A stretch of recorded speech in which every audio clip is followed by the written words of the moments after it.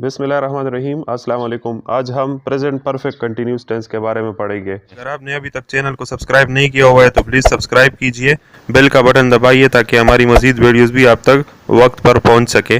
और इसके अलावा वीडियो को लाइक करें, शेयर करें और अपना कमेंट ज़रूर छोड़िएगा।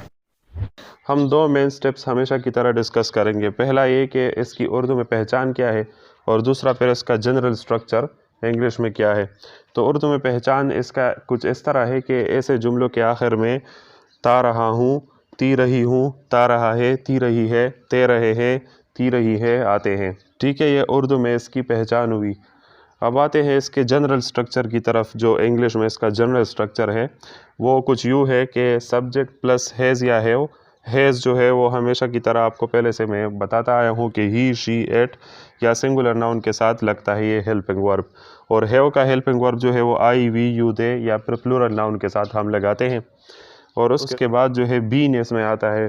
ठीक है, उसके बाद I N G form of the verb. I N G form of the verb भी है, मैं बार बार एक्सप्लेन कर चुका हूँ। इसका मतलब होता है first form of the verb और साथ में जब हम आई एन जी लगा लेते हैं। ठीक है, और फिर प्लस ऑब्जेक्ट। फिर उसके बाद है सिंस या फॉर। इन दोनों में से एक लगाना होता है, डिपेंड करता है कि आप क्या कहना चाह रहे हैं। अगर आप टाइम का पॉइंट यानी टाइम के एक ख़ास नुक्ते की तरफ इशारा करते हैं तो फिर आपने सेंस इस्तेमाल करना है। और अगर आप एक पीरियड की तरफ इशारा कर रहे हैं, एक पीरियड की बात कर रहे हैं, एक दौरानिए की, और गिना हुआ दौरानिया है यानी सर्टन काउंटिंग है, तो फिर आपने फॉर यूज़ करना है। ठीक है, और उसके बाद अपना जो टाइम है वो लगाना है। तो ये इसका इंग्लिश में स्ट्रक्चर है। तो आई होप कि ये क्लियर होगा आपको। तो चलिए अब इसके अफर्मेटिव सेंटेंसेस के बारे में पढ़ते हैं।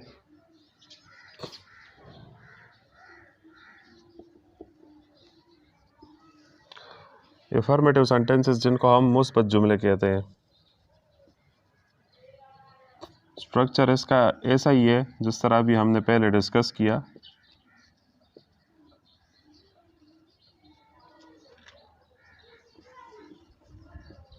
ठीक है, और एग्जाम्पल्स इसके लिखते हैं अभी।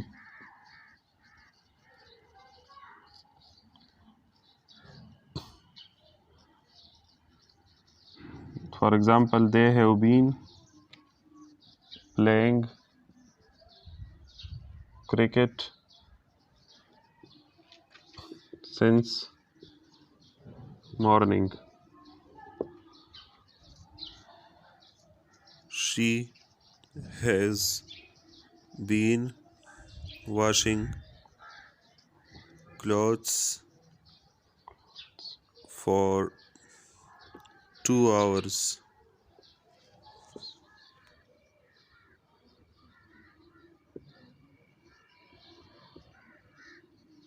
वो सुबह से क्रिकेट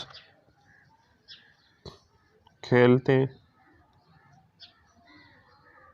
रहे हैं। और दूसरा, she has been washing clothes for 2 hours.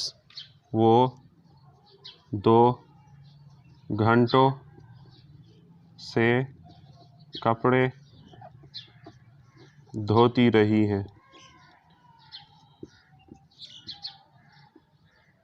अच्छा, इधर आप गौर करें, मैंने एक जुमले में सेंस इस्तेमाल किया और एक में मैंने फॉर इस्तेमाल किया, और एक में मैंने हैव और एक में मैंने हैज़। ठीक है, तो आप देख सकते हैं हैव क्यों इस्तेमाल किया, क्योंकि मैंने आपको बताया था कि हम आई, वी, यू, दे या प्लूरल नाउन के साथ हेल्पिंग वर्ब हैव इस्तेमाल करते हैं।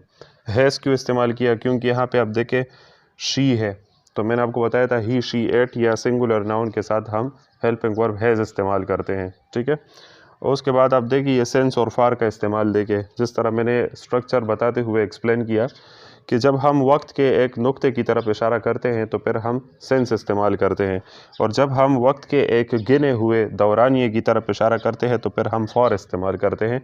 यहाँ पे आप देखिए मॉर्निंग जो है वो वक्त का एक नुक्ता है जिसकी तरफ हम इशारा करते हैं, तो इसलिए यहाँ पे सेंस इस्तेमाल किया। यहाँ पे वक्त का एक गिना हुआ दौरानिया है जिसके साथ वो गिनती भी है, आप देख सकते हैं 2। ठीक है, तो इस वजह से हमने फार का इस्तेमाल किया यहाँ पे। तो आई होप कि आपको समझ आ गई होगी बात।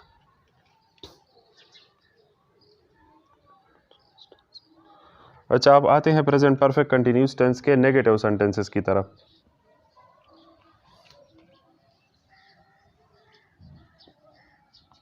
नेगेटिव सेंटेंसेस इसको हम नफी जुमले कहते हैं।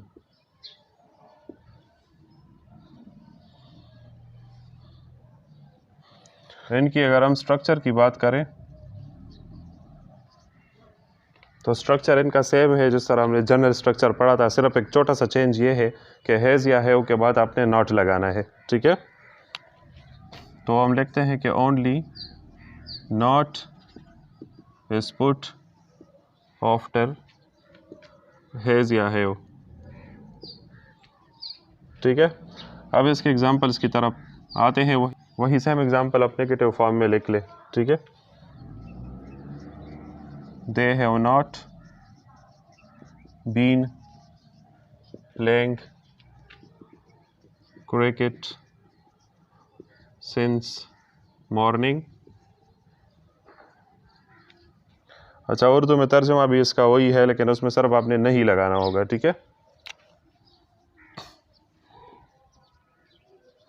वो सुबह से क्रिकेट नहीं खेलते रहे हैं। ठीक है, she has not been washing clothes for 2 hours. वो 2 घंटों से कपड़े नहीं धोती रही है। अब हम आते हैं प्रेजेंट परफेक्ट कंटिन्यूस के इंट्रोगेटिव सेंटेंसेस की तरफ।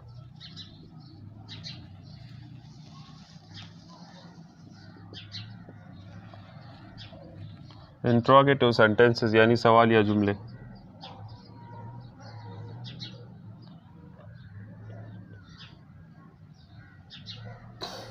इसका स्ट्रक्चर जो है वो वही जनरल स्ट्रक्चर अगर आप देखें, उसमें सिर्फ 2 छोटे से चेंजेस लाने होते हैं। एक तो ये कि हैज़ या हैव को स्टार्ट में लगाना होता है जुमले के स्टार्ट में, और दूसरा ये कि आखिर में साइन ऑफ इंटरोगेशन लगाना होता है। ठीक है, तो देखिए उसके लिए स्ट्रक्चर हम लिखते हैं।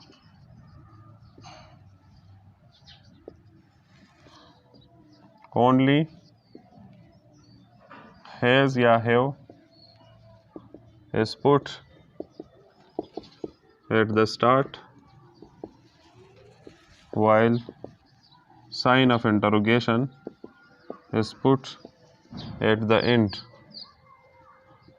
of the sentence. Examples: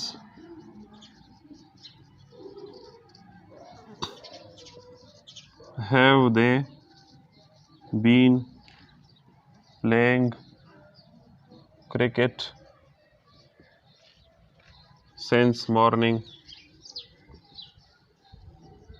ठीक है, उर्दू में इसका तर्जुमा ये है कि क्या आपने लगाना है, क्या वो सुबह से क्रिकेट खेलते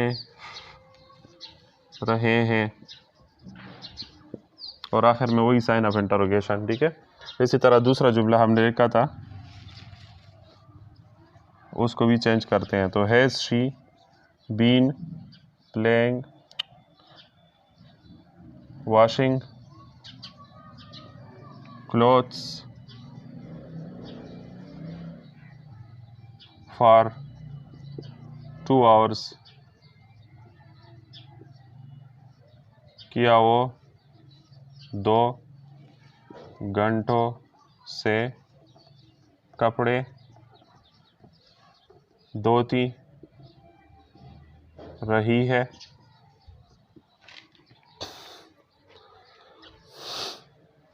अब हम आते हैं प्रेजेंट परफेक्ट कंटिन्यूस टेंस के नेगेटिव इंट्रोगेटिव सेंटेंसेस की तरफ।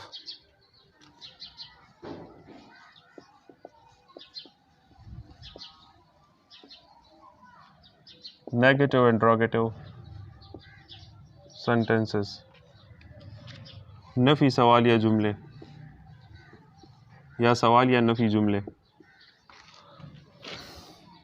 जब भी हम नफ़ी सवालिया जुमले डिस्कस करते हैं तो हमेशा की तरह 2 स्ट्रक्चर्स का सामना हमें करना पड़ता है। एक वो जो आजकल इस्तेमाल होता है मॉडर्न इंग्लिश में, और एक वो स्ट्रक्चर होता है जो कि पुरानी इंग्लिश में आपको, पुरानी किताबों में आपको मिला करेगा। ठीक है, तो मॉडर्न इंग्लिश का स्ट्रक्चर तो कुछ इस तरह है।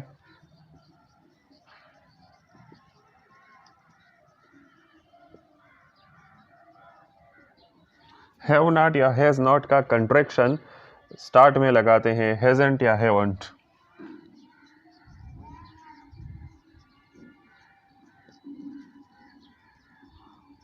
और आगे से स्ट्रक्चर बाकी सेम है और आखिर में आपने साइन ऑफ इंटरोगेशन लगाना होता है।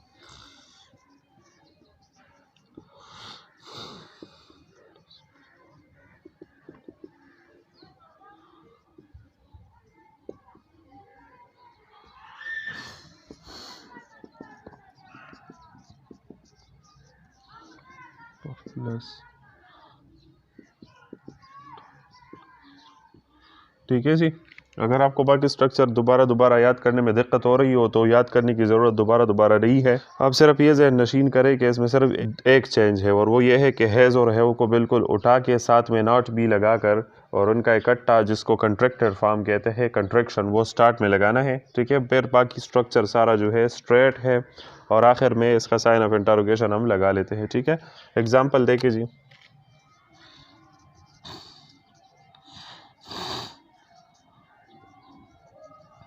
Haven't they been playing cricket since morning?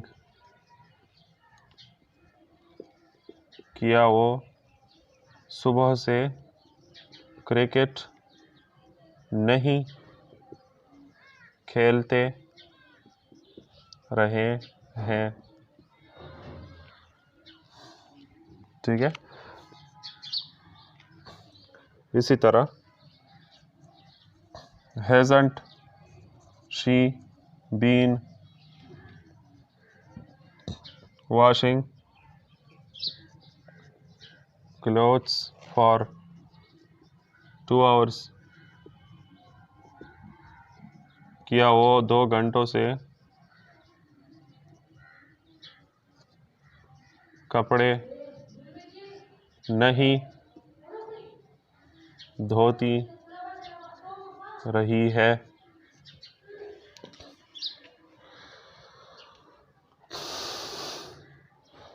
अब आते हैं ओल्ड इंग्लिश में कि इसका स्ट्रक्चर किस तरह है।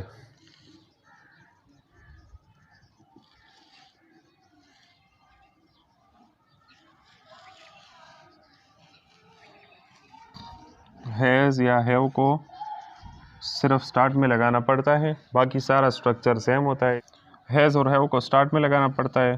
ठीक है, फिर सब्जेक्ट के बाद not.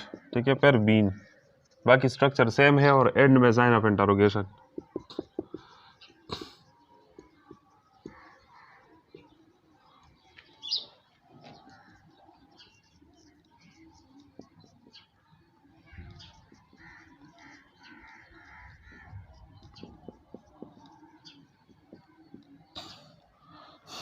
Examples: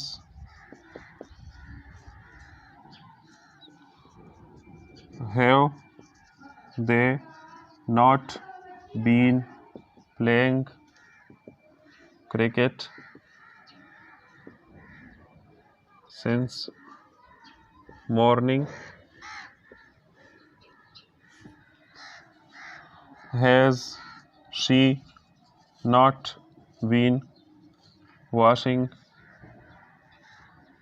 clothes for 2 hours?